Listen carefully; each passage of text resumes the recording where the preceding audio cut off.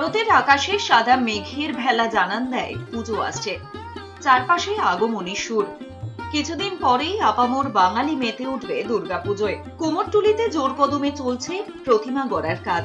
শিল্পীদের ব্যস্ততা এখন তুঙ্গে। পিছিয়ে নেই হুগলির বলাগড়ের শ্রীপুর এলাকার বছর 17 সন্দীপ আটুই ওরফে আকাশ।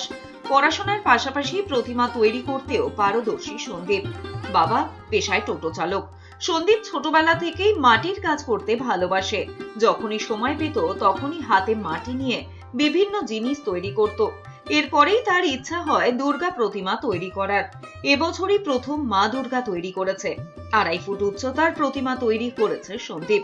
এক চালার কাঠামোয় রয়েছে দুর্গা, লক্ষ্মী, কার্তিক, গণেশ, সরস্বতী, সিংহ, মহিষ এবং অসুর। যেটা তৈরি করতে তার সময় লেগেছে 1 মাস। ডাকের সাজে সাজানো হয়েছে প্রতিমাকে। সেপ্টেম্বরের 20 তারিখ বলাগড় থেকে চেন্নাইয়ের নিউ পানাভেলে 1718 কিলোমিটার দূরত্বে পাড়ি দিচ্ছে সন্দীপের হাতের তৈরি দুর্গা।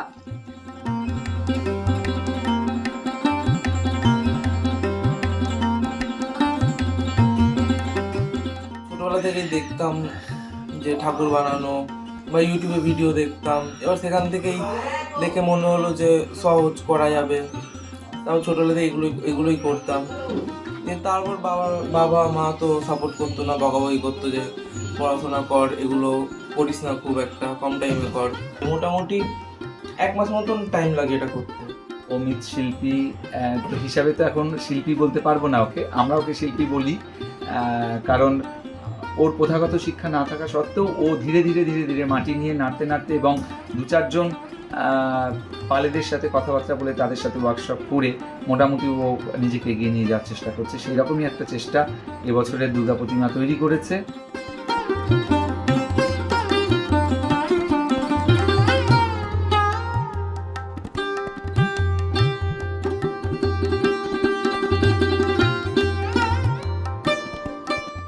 হুগলি থেকে সুমনের রিপোর্ট, এস নিউজ।